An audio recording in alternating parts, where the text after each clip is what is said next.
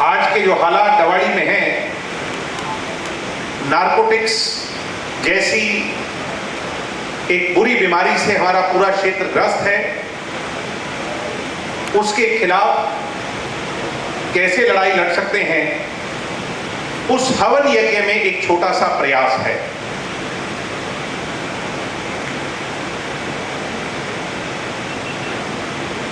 जो आज हम अनाउंस करने जा रहे हैं, उस प्रोजेक्ट का नाम है सेफ दवाड़ी।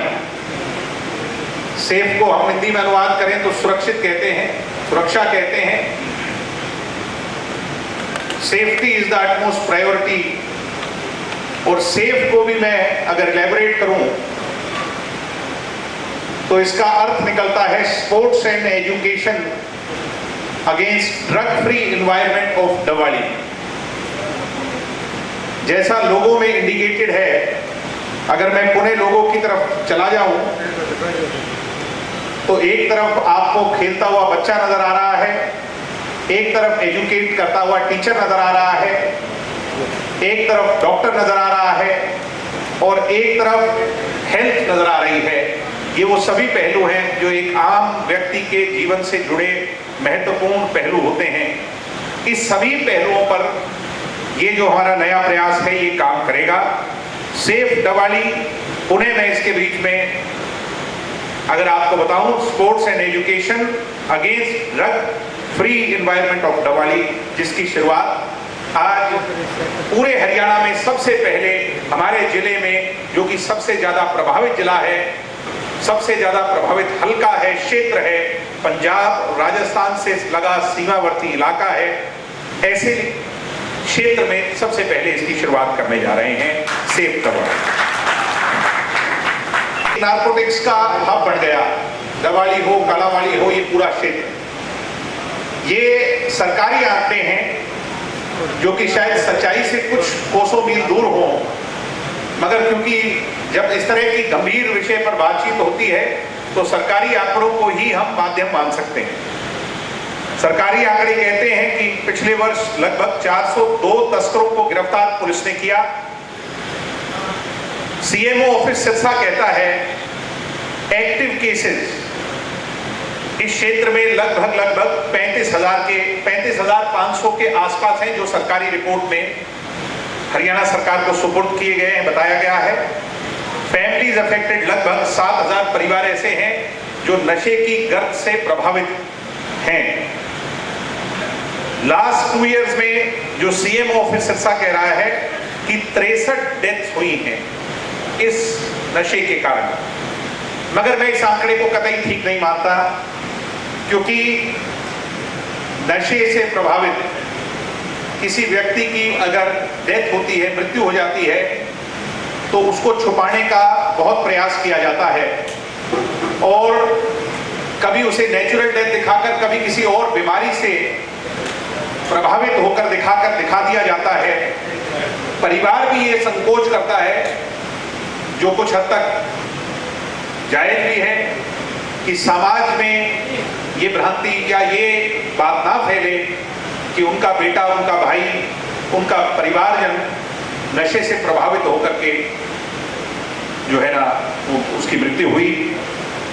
ये जो डाटा है ये हमारे पास इन आंकड़ों में बहुत सारे, जैसे दिग्विजय जी ने बोला, बहुत हिडन आंकड़े हैं। जो परिवार भी छुपाएगा, वो जो करता है नशा वो भी छुपाएगा, और जो मौतें हैं, मौत को आप मान के चलें कि नशा करते ही मौत नहीं होती है, वो क्रॉनिक केस हो जाता है। लंबे टाइम तक वो नशा करेगा तो उसका लिवर इफेक्ट करेगा, उसका ब्रेन इफेक्ट करेगा, उसकी किडनी इफेक्ट करेंगी। तो ultimately cause of death respiratory failure होगा, कार्डियक होगा, दूसरे कॉजेज होंगे, उसमें कॉज ऑफ डेथ में डायरेक्ट नशा होगा नहीं। तो hidden cases are very important, जिसके लिए ठीक है लॉन्चिंग 10 से हम ऑफिशियली कर रहे हैं, पर दिग्विजय जी स्वयं इस चीज़ को पिछले 6 साल से लगातार इस हल्के के अंदर देखते आ रहे हैं और कर भी रहे हैं। जो इम्पैक्ट हमने देखा है, आमतौर पर पड़ा है परिवार पर, नौजवानों पर, इसमें loss of life irreplaceable loss है, जिसको ठीक नहीं किया जा सकता। और इससे बड़ा दुख नहीं होता परिवार के लिए जब कम आयु के अंदर इस तरह का नुकसान हो जाए परिवार के लिए। नेचुरली जो इस गर्त में फंसेगा, अनएम्प्लॉयमेंट, जो दिशाहीन हो जाएगा एम्प्लॉयमेंट, तो उसके लिए बहुत बड़ा चैलेंज रहेगा ही। ये मेडिकल टर्म है PTSD, post traumatic stress disorder. Trauma से संबंधित तनाव पूर्वाग्रह, यानी तनाव, डिप्रेशन, स्ट्रेस, खुद का, परिवार का एक ऐसा माहौल पैदा हो जाता है जो बहुत कठिनाइयां लेकर के आता है। क्रॉनिक इलनेस यानी एक ऐसी बीमारी जिसको हम गंभीर बीमारी कह देते हैं, क्रॉनिक इलनेस। सोशल डिस्ग्रेस, सामाजिक तौर पर तो कहीं ना कहीं पूरे परिवार के लिए शर्मिंदगी का माहौल पैदा हो जाता है। हमारा जो मोटिव है ये तय बताना जरूरी है कि इसके पीछे कोई राजनीतिक उद्देश्य नहीं है और ना ही राजनीतिक तौर पर इस पूरे मिशन के अंदर कोई इंटरफेरेंस होगी, क्योंकि कई बार ये कंफ्यूजन होगी कि दिग्विजय खुद एक राजनीतिक आदमी है और ये बातें कर रहा है। ये संस्था प्रोफेशनल्स और डॉक्टर्स के माध्यम से ही चलाई जाएगी, ये भी मैं आज आप लोगों के सामने थोड़ा सा क्लैरिफाई करना चाहता हूं। हमारा मकसद यही है कि दिशाहीन को दिशा देना, शिक्षा और खेल की मदद से नशे के उपयोगकर्ताओं के लिए उपचार, समर्थन, उनका पुनर्वास को रिहेबिलिटेशन कहते हैं। बहुत मोस्ट इंपॉर्टेंट वर्ड है। डी एडिक्शन से ज्यादा पुनर्वास जरूरी है, रिहेबिलिटेशन जरूरी है। डी एडिक्शन यानी किसी का नशा छुड़वा देना और फिर उसे हाथ छुड़वा लेना, तो उसको और ज्यादा नशे की गर्त में डालने के समान है। अगर उसकी प्रॉपर रिहेबिलिटेशन नहीं होगी, नशा छूटने के बाद अगर उसकी काउंसलिंग नहीं होगी, तो कहीं ना कहीं मिशन पूरा नहीं होगा। सामुदायिक जागरूकता, सहभागिता बढ़ाना, समुदाय के लिए बेहतर और स्वस्थ जीवन शैली के अवसर प्रदान करना, स्वास्थ्य और कल्याण में सुधार करके उत्पादकता बढ़ाने के माध्यम से आजीविका के अवसर सृजित करना। जो खेलना और सीखना चाहता है, व्यायाम करना चाहता है, स्पोर्ट्स करना चाहता है, ऐसा कोई भी युवक निराश ना हो मेरी डवाली में, ये मेरा सबसे बड़ा लक्ष्य है। किसी की फाइनेंशियल ऑब्लिगेशंस हैं, किसी की कोई और कठिनाइयां हैं। गांव में एक और मैंने गहराई से बात को पहचाना कि बच्चे खेलना चाहते हैं, मगर गांव कम्युनिटी की वजह से, समाज की वजह से 2-3 हिस्सों में बट जाता है। कई बार हम देखते हैं ये इस कास्ट के लोग हैं, ये इस कम्युनिटी के लोग हैं, ये उस बस्ती के लोग हैं। कुछ लोगों को सब मुहैया हो जाता है और बहुत से लोगों को कुछ भी मुहैया नहीं हो पाता। तो हमारा मिशन है कि हर वर्ग तक, हर बच्चे तक उस चीज को लेकर के जाए। कोई भी ऐसा ना हो मेरे डवाली के अंदर जो खेलना चाहे मगर वो खेल ना पाए, ये भी एक लक्ष्य है। अब इसके पहलुओं पे आ जाते हैं कि हम इस बीमारी से कैसे पीछा छूट सकता है हमारे जिला। एजुकेशन अवेयरनेस प्रोग्राम हम पूरे क्षेत्र में चलाने जा रहे हैं, जिसकी शुरुआत भी अगस्त 10 से हो जाएगी। आज मैं डेप्यूटी कमिश्नर सिरसा से मिला था और उसके बाद मेरी मुलाकात सुप्रीटेंडेंट पुलिस डवाली से हुई। हमारे ऑर्गेनाइजेशन की ये सोच है कि सभी 70 गांव के अंदर और शहर के बोर्ड के अंदर जहां ऐसी आवश्यकता है, सभी 70 गांव, और इसमें मेंशन नहीं है कि ये कल को क्वेश्चन ना उठे, शहर के अंदर भी हम digital computerized e library, Dushyant ji ने पीछे एक बात उठाई थी जिसकी चर्चा राजस्थान और बहुत रिमोट एरियाज तक गई, जहां देवालय हो वहां पुस्तकालय हो, और पुस्तकालय ना हो कंप्यूटराइज्ड पुस्तकालय हो। इस सोच को हम बढ़ाना चाहते हैं। हम देखते हैं कि बहुत से क्षेत्र में, बहुत से गांव में सरकार ने लाइब्रेरी के नाम पर कमरा मुहैया करा दी, आज भी मैं लगभग गांव में गया हूं, कमरे के अंदर कोई भी इंफ्रास्ट्रक्चर नहीं है, कमरे के अंदर फर्नीचर नहीं है, कमरे के अंदर बैठने के लिए कुर्सियां नहीं है, टेबल नहीं है, इस तरह का प्रोजेक्टर स्क्रीन नहीं है, कहीं भी पंखे कूलर या एसी की सुविधा मुहैया नहीं है, पावर बैकअप नहीं है, और पंचायत उसका खर्च भी नहीं कर सकती, पंचायत की अपनी लिमिटेशन है। कॉर्पोरेट सोशल रिस्पॉन्सिबिलिटी CSR, बड़ी इंडस्ट्रीज लाखों करोड़ों रुपए खर्च करती है, मगर आज तक किसी ने यह प्रयास नहीं किया गुड़गांव जैसे क्षेत्र में, मानेसर में, रोहतक में, उस क्षेत्र में CSR का फंड लग जाता है। हरियाणा के अंदर काम करने वाली बड़ी इंडस्ट्रीज दिवाली तक उस इंपैक्ट को, CSR इंपैक्ट को नहीं पहुंचाता। ये हमारी अयास रिस्पॉन्सिबिलिटी लेती है कि हम ऐसा करेंगे, उन CSR फंड को जो कि सिर्फ एक क्षेत्र तक प्रभावित कर पाता है, उसको दिवाली तक लाने का काम करेंगे। और ये मैं आपको आश्वस्त करता हूं, अगले 6 माह के अंदर कोई भी हमारा गांव ऐसा नहीं बचेगा जिसके अंदर कंप्यूटराइज्ड डिजिटल ई-लाइब्रेरी ना हो, जहां पर इंफ्रास्ट्रक्चर यानी कमरा पंचायत प्रोवाइड कर सकती है। मैं ये आश्वस्त आपको करता हूं अयास के माध्यम से कि हम कमरा जहां होगा उसका फर्नीचर, किताबें और जो जो रिक्वायरमेंट्स है फुलफिल करेंगे, और जहां पर कमरा नहीं होगा वहां पर गांव में ऐसी बहुत सी सामाजिक संस्थाएं हैं, गांव के नौजवान हैं जो लाइब्रेरीज चला रहे हैं, उनके साथ मिलकर के free of cost library service provide करवाने का काम अयास के माध्यम से करेंगे। मेरा लक्ष्य ये है, मेरा आपने गलत कहा, मेरा शब्द मैं उपयोग नहीं करूंगा, हमारा, क्योंकि मैं अकेला कुछ नहीं कर सकता। हमारा लक्ष्य ये है, हमारे अंदर जैसे दिग्विजय जी ने पहले भी बोला कि कोई पॉलिटिकल मोटिव नहीं है, सभी से आह्वान है, हमारा मीन्स होल दिवाली हल्का, पूरे दिवाली के सभी वर्ग, सभी राजनीतिक, गैर राजनीतिक सभी संस्थाओं से ये हमारा मिशन है कि हम एजुकेशन के लिए सबसे बड़ी जरूरत डिजिटल लाइब्रेरी के ऊपर काम करें। और ये मैं आश्वस्त करता हूं कि 6 माह के अंदर कंप्यूटराइज्ड डिजिटल ई-लाइब्रेरी हम प्रत्येक गांव को देने में सफल होंगे। 10वीं और 12वीं शिक्षा ग्रहण करने वाले, बोर्ड का एग्जाम देने वाले CBSE और हरियाणा बोर्ड के बच्चों को प्रोत्साहित करेंगे, और उनके प्रोत्साहन के लिए पहले 3 बच्चों को जो रैंकिंग में गांव में 3 होंगे, फर्स्ट, सेकंड और थर्ड, उन बच्चों को हम डिजिटल टैबलेट देने का काम अयास की तरफ से करेंगे। इस मुहिम में हम सभी लोकल ऑर्गेनाइजेशन और NGOs को जोड़ने का प्रयास करेंगे,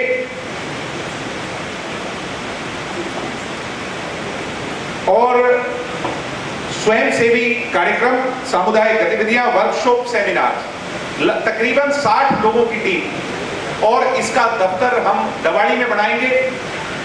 60 लोगों की टीम इसके अंदर काम करेगी और वर्कशॉप्स और सेमिनार लगा करके इन सभी गतिविधियों के बारे में गांव में जागरूक करने का काम करेंगे।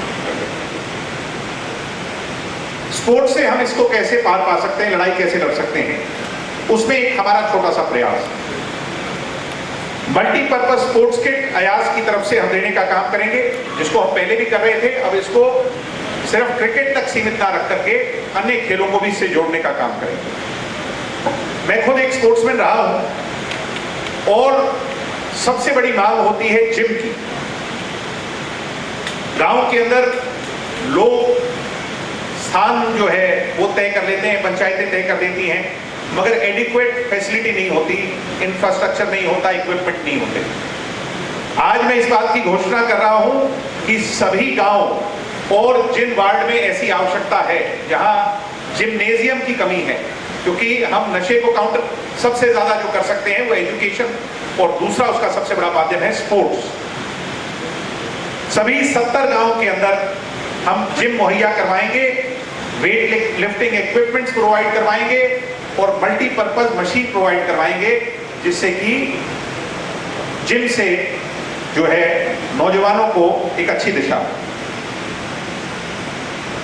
हमारा जिसको आज नार्कोटिक्स का हब कह रहे हैं, ये लक्ष्य है कि इसको हरियाणा के अंदर नहीं पूरे देश के अंदर डवाड़ी को स्पोर्ट्स का हब बनाकर चले। मैं हरियाणा की सरकार के साथ प्रयास करूंगा, उनसे बातचीत कर करके, कि हमारे यहाँ पर खेलों को बहुत ज्यादा माना जाता है, गांव के अंदर बच्चे बहुत खेलते हैं, मगर अभी तक नर्सरीज बहुत कम है। हरियाणा सरकार नर्सरीज समय समय पर मुहैया कराती है, हमारे क्षेत्र को अभी तक नर्सरीज बहुत कम मिली है। मेरा प्रयास रहेगा, और ये संघर्ष मैं आप लोगों के साथ मिलकर के ही कर सकता हूँ, आपका सहयोग की मैं इसमें कामना करता हूँ कि सरकार को बार बार सचेत करें, आंखें सरकार की खोलें, जिससे हम अपने क्षेत्र में कम से कम हर 9 से 10 किलोमीटर पर एक स्पोर्ट्स नर्सरी होनी चाहिए हमारे क्षेत्र में। स्पोर्ट्स की नर्सरी जब सरकार देती है तो वो पूरा इंफ्रास्ट्रक्चर भी देती है और उसके साथ स्टाइफंड भी देती है, यानी प्रोत्साहन राशि हर महीने बच्चों को देती है। तकरीबन 12 से 15 बच्चों को मिलती है राशि। तो मेरी सोच है कि हर तीसरे चौथे गांव में हमारे यहाँ पर स्पोर्ट्स की नर्सरी हो, अलग अलग। लाइवलीहुड जो एक बहुत इंपॉर्टेंट पॉइंट है, कैसे हमने काउंसलिंग करनी है, जैसे उनकी योग्यता और उनकी रुचि के अनुसार जो नशा छोड़ चुके हैं उन्हें अवसर प्रदान करने हैं, इस पर भी लाइब्रेरीज और जिम या अन्य तौर पर पंचायतों के साथ मिलकर के, आज मैं डीसी साहब से जब बात कर रहा था, वो इस बात को लेकर के काफी खुश थे और उन्होंने मुझे ये वादा किया कि वो पंचायतों को भी प्रोत्साहित करेंगे, लोगों के साथ गांव में मिलकर के as a reward, as a token of reward, उन लोगों को जो इस गत से निकलेंगे उन्हें हम रिवॉर्ड करने के तौर पर गांव के स्तर पर ही एम्प्लॉयमेंट प्रोवाइड करवाने का लाइब्रेरी, जिम्नेजियम और अन्य स्तर पर काम करेंगे और इसमें भी बहुत सकारात्मक रिजल्ट जल्द हमारे बीच में। जैसा मैंने कहा लास्ट लाइन थी उसी को कर। अब एक्शन प्लान, अब आ जाते हैं असली प्लान पर जिस पे हम काम कर रहे हैं। अभी तक तो हम बात कर रहे थे एजुकेशन, स्पोर्ट्स और लाइवलीहुड के माध्यम से हम क्या करेंगे। अब है असली मुद्दा। प्रत्येक गांव के अंदर 7 से लेकर के 15 NMPs, नशा मुक्ति प्रमुख। ये नशा मुक्ति प्रमुख किसी एक राजनीतिक दल से संबंध रखने वाले लोग नहीं होंगे।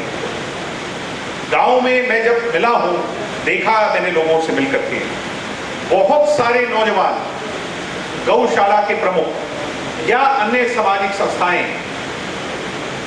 या समाज के अलग अलग वर्ग के लोग नशे के खिलाफ आवाज बुलंद करना चाहते हैं, मगर उनके लिए कोई प्लेटफॉर्म नहीं है, कोई एक पायदान नहीं है जिस पे खड़ा होकर के वो आवाज उठा सके। और मैं आज आपके माध्यम से इनवाइट करता हूं मेरे डवाड़ी के लाखों लोगों को कि नशे के खिलाफ हम सब मिलकर के इस मुहिम का हिस्सा बने। नशा मुक्ति प्रमुख 7 से 15 उन लोगों को चुना जाएगा जो असली मायने में नशे के खिलाफ गांव में काम करना चाहते हैं और जिनको इस बात की पूरी जानकारी है कि हमारे गांव को नशे की गर्त में किस व्यक्ति ने या किस समूह ने डाला। इसके बाद सबसे बड़ा काम इनका है जागरूकता पैदा करना, नशे के खिलाफ आवाज को बुलंद करना, identification and categorization of target population. सरकार जो काम करती है, मैं आज CMO से, DC साहब से भी पूछ रहा था, और जो वो रिकॉर्ड आप देख रहे थे शुरू में, वो सिर्फ 18 साल से ज्यादा की पॉपुलेशन पर काम करती है, माइनर्स पर काम नहीं करती। और आप मेरी बात से जरूर सहमत होंगे कि 18 साल से बड़ी पॉपुलेशन इतनी वनरेबल नहीं है नशे के लिए जितनी आज 18 साल से कम की पॉपुलेशन है। मुझे उम्मीद है कि आप मेरी बात से सहमत हैं। 18 से कम की पॉपुलेशन ज्यादा प्रभावित हो गई है, 12 से लेकर 18 साल के बच्चे ज्यादा प्रभावित हो गए हैं। तो हमारा जो टारगेट रहेगा वो 12 साल से लेकर के 60 साल की पॉपुलेशन पर काम करने का रहेगा। उन सभी NMPs के माध्यम से हम एक सर्वे करेंगे और सर्वे कर करके उन सभी लोगों के बारे में पता लगाने का प्रयास करेंगे जो इस मुश्किल से जूझ रहे हैं। जो इस परेशानी और इस कठिनाई से कहीं ना कहीं प्रभावित हो गए हैं, उनके बारे में पूरा डाटा एकत्रित किया जाए। उन सभी जो पीड़ित लोग हैं, मैं पीड़ित कहूंगा, कुछ लोग कई बार नशेड़ी का शब्द का उपयोग करते हैं, मैं आपसे भी हाथ जोड़कर अनुरोध करता हूं, नशा और नशेड़ी ये दोनों शब्द हमें इलिमिनेट करने पड़ेंगे समाज में से। जब तक हम उन्हें नशेड़ी के तौर पर देखेंगे, तब तक वो उसे छोड़ने के लिए और आपकी पहल का हिस्सा नहीं बन सकता। वो पीड़ित हैं, समाज के किसी बैड एलिमेंट के साथ कहीं ना कहीं उसमें शामिल हो गए। उन पीड़ित लोगों को 3 कैटेगरी में, 1 to 3 स्टेज की कैटेगरी में डॉक्टर्स की टर्म है कि कितना प्रभावित है, उसमें उसको शामिल करेंगे और पता लगाएंगे कि फर्स्ट ग्रेड पर है, सेकंड ग्रेड पर है, थर्ड ग्रेड पर है। अब ये मोस्ट इंपॉर्टेंट है जिस पॉइंट पर मैं आया हूं। हम 3-4 अलग अलग तरह के लोगों से जो हमारे लिए चैलेंज है, पहले वो व्यक्ति जो सबसे आसान है हमारे लिए चैलेंज के तौर पर, टास्क के तौर पर, वो व्यक्ति जो खुद छोड़ना चाहता है और जिसका परिवार छुड़वाना चाहता है। जो खुद छोड़ना चाहता है और जिसका परिवार छुड़वाना चाहता है, एनएमपीज के माध्यम से जब हम उसे रजिस्टर कर लेंगे, डॉक्टर्स के साथ मिलकर के हम उनका होम विजिट करेंगे, अयास, और उनकी काउंसलिंग करेंगे। काउंसलिंग के साथ जो सबसे महत्वपूर्ण पहलू है इसमें डी एडिक्शन सेंटर्स का। ये list of de addiction centres हैं हमारे क्षेत्र में, जिसमें 13 डी एडिक्शन सेंटर प्राइवेट हैं, 3 डी एडिक्शन सेंटर सरकारी हैं। सरकारी में एक सिरसा में है 50 बेड का, एक दवाली में है 10 बेड का, एक कानावाली में है 10 बेड का, और 13 ऐसे हैं जो प्राइवेट। इन सभी डी एडिक्शन सेंटर्स के साथ इनको हमने पैनल कर रहे हैं, कुछ को कर लिया है। जो खुद छोड़ना चाहता है और जिसका परिवार छुड़ाना चाहता है, अगर वो घर के ट्रीटमेंट से ही ठीक हो सकता है, तो हम उसकी काउंसलिंग और उसकी मेडिकेशन पर काम करेंगे। 1 से लेकर 3 महीने तक उसकी मेडिकेशन का पूरा खर्च अकेला दिग्विजय तो नहीं उठा सकता, मगर मैंने जैसा कहा, दिग्विजय माध्यम बन सकता है। बहुत सारे लोग इसमें काम करना चाहते हैं और इस एनजीओ के माध्यम से उनकी 1 से लेकर के 3 महीने तक की मेडिकेशन हम मुहैया कराएंगे। उन पर खर्च नहीं आएगा, और जो दे सकता है वो उसका खर्च वहीन करे, जो देने के क्षमता नहीं रखता है हम उसकी पूरी तौर पर मदद करें।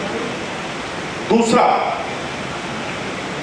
जो इसका परिवार छुड़वाना चाहता है, परिवार सहमत है मगर वो व्यक्ति नहीं, लगभग केसेस ये होंगे, और उसमें एनएमपीज की बहुत बड़ी भूमिका हो जाएगी। एनएमपीज काम करेंगे, कम्युनिटी वर्क, आसपास के लोग और परिवारजनों से उस व्यक्ति को काउंसिल कर करके कि जब तक वो डॉक्टर से मिलने को सहमत हो, रिलीजियस और सोशल एंगल को साथ लेकर के उसे इस दिशा में जोड़ने का काम करेंगे। और मैं ये पूरे विश्वास के साथ कह सकता हूं कि इसका हमारा सक्सेस रेट 60% होगा। 60% सक्सेस रेट इसमें हमें मिलेगा।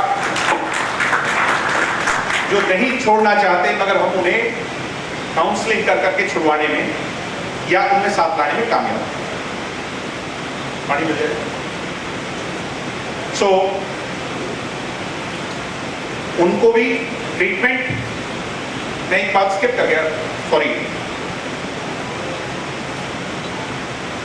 जो डी एडिक्शन सेंटर्स हैं उनसे भी हम बात कर रहे हैं, और बहुत सारे डी एडिक्शन सेंटर्स ने बहुत प्रोग्रेसिव बात की है, सकारात्मक बात की है। सकारात्मक कैसे की है कि जी एक दिन का खर्च जो 1500 से 2000 तक होता है एक पेशेंट पर, अगर आप असली मायने में इतना अच्छा प्रयास कर रहे हैं तो उस खर्च को ला करके हम 300, 400, 500 रुपए तक खड़ा कर सकते हैं।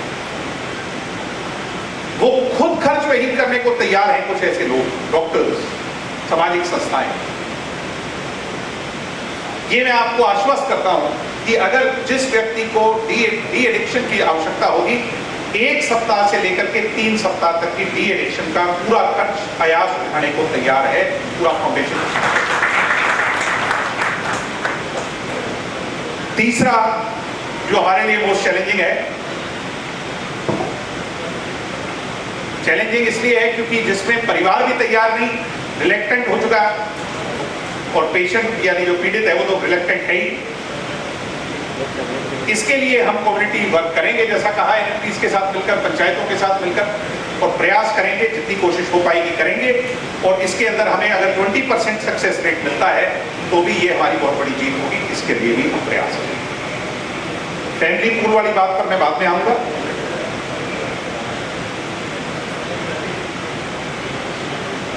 मनोवैज्ञानिक जो डॉक्टर्स हैं, इसमें महत्वपूर्ण रोल इन्हीं का रहेगा, क्योंकि counselling is the best cure. ये समझना कि वो छोड़ना जरूरी है, उस पर ज्यादा काम होगा दूसरे पहलुओं के मुताबिक। ये वो वाले होंगे जो साइकोलॉजिकल डिपेंडेंट, मतलब वो इंसान छोड़ना चाह रहा है तो उससे छूट नहीं रहा, और छोड़ेगा तो उसकी बॉडी पे भी असर नहीं आएगा। और ऐसे ही फिजिकली डिपेंडेंट होता है, जो छोड़ देता है तो उसके साइड इफ़ेक्ट्स होते हैं। वो जैसे कोई अफीम ले रहा है और वो छोड़ेगा तो उसे लूज मोशन लग जाएंगे और गुर्दे पे दिक्कत आ सकती है, तो वो छोड़ नहीं पाता। इन दोनों केसेस में हमारे एनएमपीज और हमारे डॉक्टर्स उनको रीच आउट करेंगे, उनकी ग्रेडिंग करेंगे। ग्रेडिंग के हिसाब से, जैसे दिग्विजय जी ने कहा, हमारी de addiction centre, 5 de addiction centre Sirsa में हमारी बात हो गई है, जो तैयार हैं। एक डबली में है, उनसे हमारी बात होती है, वो तैयार है। That really give treatment in the form of rehabilitation. De addiction वाला पार्ट बहुत लंबा रहता है, उसके लिए मरीज को भी, फैमिली को भी, सबको साथ देना पड़ेगा, डॉक्टर को। कमिंग बैक, ये दोनों साइकोलॉजिकल डिपेंडेंसी और फिजिकल डिपेंडेंसी के बारे में सबने जिक्र कर दिया। ये सबसे इंपॉर्टेंट है मीडिया के जानने के लिए, क्योंकि मैं मीडिया के सवाल, वो सभी सवाल जो मीडिया मुझसे कर सकती है, मैं उस पर पहले 2-3 दिन से सोच रहा हूं कि मीडिया मेरे से क्या क्या सवाल कर सकती है। तो सबसे पहला सवाल ये भी हो सकता है कि कितने लोगों का इलाज करेंगे आप लोग, क्या आपकी कैपेसिटी है। मैं इस बात को क्लैरिफाई करना चाहता हूं कि हम 1 सप्ताह में सिर्फ 200 लोगों को ही एनरोल करेंगे, केवल 200 लोगों को एनरोल करेंगे 1 सप्ताह के अंदर। 1 महीने के अंदर 200 को गुणा भाग करूं तो 800 से 1000 लोगों को हम एनरोल कर लेंगे। अगले 6 माह के अंदर मेरा टारगेट है, 6 माह के अंदर मेरा टारगेट है कि हम 5 से 6000 लोगों को इसके अंदर एनरोल करें और उनका ट्रीटमेंट पर काम करें। मैं, क्योंकि मीडिया का सबसे जो क्यूरोसिटी भरा क्वेश्चन होता, मैं इसका जवाब अभी आपके बीच में दे रहा हूं। मुझे उम्मीद है कि इस छोटे से प्रयास से फर्क पड़ेगा, मगर ये फर्क तब पड़ेगा जब हम सब लोग सही दिशा में, नियत और नीति ठीक हो, उस दिशा में काम करें। अब रिवॉर्ड करने की जो सबसे इंपॉर्टेंट बात है और उसको फॉलो अप करने की बात है। रिवॉर्ड के लिए तो चलो उसको सर्टिफाई भी करेंगे, मगर जो फॉलो अप है, अब मैं आ जाता हूं फैमिली पूल पर, जो मैंने मिस कर दिया था। वहां पर मैंने मिस इंटेंशनली किया था, जान करके किया था। हम फैमिली पूल बनाएंगे जिसमें परिवार के लोग होंगे, जो भी लोग मदद करना चाहते हैं। वो फैमिली पूल के लोग 24/7 24 घंटे और 7 दिन की एक हॉटलाइन से जुड़े हुए होंगे। हॉटलाइन का मतलब जो 24 घंटे काम करेगी, रात को भी काम करेगी, दिन में भी काम करेगी। आप अगर कोई भी मदद चाहते हैं, परिवार के सज्जन, पेशेंट को ठीक करने के लिए, आप हमारे अयाज के दफ्तर से संपर्क करेंगे और अयाज के दफ्तर में बैठे लोग जो हमारे इम्पैनल डॉक्टर्स हैं उनसे रीडायरेक्ट करेंगे, आपको उनसे कनेक्ट करेंगे। आप मेरी बात को समझ रहे हो? अगर 24 आवर हेल्पलाइन सर्विसेज में प्रोवाइड है, जो जिले के प्रशासन, अस्पताल और इन सभी चीजों से हमें से सिंक करेंगे। मैं अभी मैडम एसपी के साथ बैठा था। एक बहुत महत्वपूर्ण पहलू है, क्योंकि इतना सेंसिटिव टॉपिक है ये कि अगर थोड़ा बहुत भी अगर गलत चले गए तो बहुत वो हो सकता है, इसका नुकसान हो सकता है। मैंने मैडम एसपी से आग्रह किया और उन्होंने इस बात के लिए हामी भरी, क्योंकि वो नोडल ऑफिसर है सेंट्रल गवर्नमेंट की। सेंट्रल गवर्नमेंट का नोडल ऑफिसर एसपी होता है इस मामले में। मैंने कहा कि हमारे पास कोई भी इंटेल आती है एनएमपीज के माध्यम से नशा बेचने और खरीदने वाले को लेकर, या जिस पर हम काम कर रहे हैं, और ये मुझे उन्होंने आश्वस्त किया कि हम आइडेंटिफिकेशन रिवील नहीं करेंगे कतई, क्योंकि इस पर कानून भी है। मगर ये आयास हम जिम्मेवारी समझते हैं कि कोई भी इंटेल अगर हमारे पास आएगी या जिसका ट्रीटमेंट हम कर रहे हैं उसकी इंफॉर्मेशन हम जिला प्रशासन और पुलिस प्रशासन को जरूर मुहैया कराएंगे समय रहते, नशा खरीदने और बेचने वाले। और ये मुझे उन्होंने आश्वस्त किया है कि जो लोग इस मुहिम से एनरोल होकर के प्रयास कर रहे होंगे और सकारात्मक प्रयास करेंगे, पुलिस उनके साथ कोऑपरेट करेगी। और पुलिस की भी यही सोच है, मुझे लगता है सरकार की भी यही सोच है कि उन पर बल के प्रयोग से नहीं, उनकी काउंसलिंग से उन्हें इस गर्भ से छुड़वाएं। हमारे यहाँ पर आज मेरी एक मांग भी है आप लोगों से। बहुत सारी सामाजिक संस्थाएं एम्बुलेंस सर्विस प्रोवाइड करती हैं हमारे क्षेत्र में। हम उनसे भी बातचीत करेंगे, आप भी उनसे बातचीत करेंगे। जो एम्बुलेंस की सुविधा प्रोवाइड करवा रहा है, हम उन्हें एनरोल करना चाहते हैं अपनी इस मुहिम से। इमरजेंसी केसेस में हम उनके साथ मिलकर के अपने इलाके को इस परेशानी से निकालना चाहते हैं। मुझे उम्मीद है कि ऐसे निःशुल्क जो ये काम कर रहे हैं उसमें हमें एम्बुलेंस सर्विस प्रोवाइडर भी विद मिनिमम फ्यूल कॉस्ट या जो बेसिक लगता है उसमें हम भी सहमत हैं। अगर ऐसे तैयार हम उन्हें कर लेंगे तो उससे बहुत ज़्यादा फायदा मिलेगा और कॉस्ट कटिंग भी इसकी बहुत ज़्यादा होगी। मैंने आज अभी हमारे पास कोई सक्सेस स्टोरी नहीं है, मगर जब रिव्यू करेंगे तो मैं चाहता हूं 2-3 महीने के बाद जब हम और आप मिलें तो इस स्क्रीन पर बहुत सारी सक्सेस स्टोरीज हों, कामयाब वो पहलू उन लोगों के जिन्होंने असली में उस चैलेंज को डिफीट किया और एक चैंपियन के तौर पर अपने जीवन में उभर करके आए और अपने परिवार और समाज के लिए आइडल के तौर पर क्षेत्र में खड़े हो गए कि नशा छोड़ के जीवन कैसे बेहतर किया जा सकता। ये आज मैं जारी कर रहा हूं, 10 तारीख से चल जाएंगी। सेफ गवाही एनरोलमेंट हेल्पलाइन।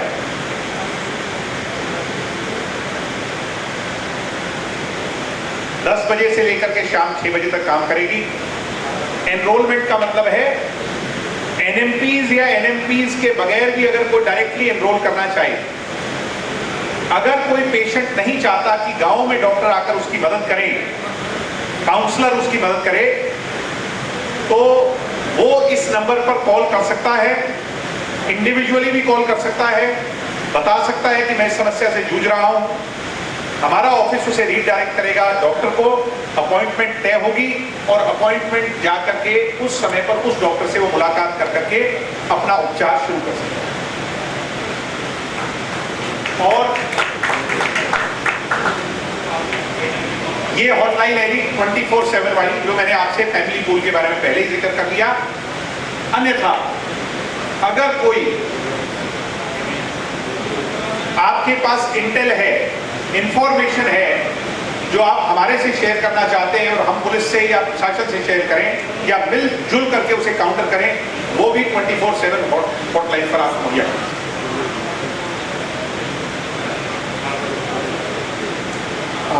आयास इस चीज़ को लेके भी प्रतिबद्ध है। जैसा दिग्विजय जी ने बोला कि हम सक्सेस रेट यहाँ दिखाएंगे और आप लोगों को भी फील होगी, दिखेगी, सबको दिखेगी। हाँ, एक छोटा सा इशू है, पॉलिटिकल मोटिव नहीं है, आयास का कोई पॉलिटिकल मोटिव नहीं है, लेकिन कुछ ऐसे भी होंगे जो नशा छोड़ने के बाद में 2 महीने, 3 महीने, 4 महीने, 5 महीने बाद नशा करते हुए, जिनको हमने प्रमाणित कर दिया कि उन्होंने नशा छोड़ दिया और वो उनकी पिक्चर्स आ जाएं, वीडियो, आज सोशल मीडिया का ज़माना है जिसमें कोई पिक्चर्स आ जाएं, हम उस चीज़ को लेके भी कटिबद्ध हैं। हम फिर से दोबारा उसका काम करेंगे, 100% करेंगे, उसको दोबारा नशा मुक्त करेंगे। डॉक्टर साहब, आपका धन्यवाद, आप सभी का धन्यवाद, आप इस मुहिम से जुड़े, आप सब लोग आए। मैं ये मानता हूँ कि जो रिजल्ट्स हैं वो एक दिन में नहीं आते और एक व्यक्ति अकेला कुछ नहीं कर सकता है, समूह चाहिए और हाथ से हाथ जब मिलते हैं तभी बड़ी से बड़ी कठिनाइयों को दूर किया जा सकता है। आपके सुझाव और मीडिया के सवाल दोनों का आमंत्रण है इसके बाद।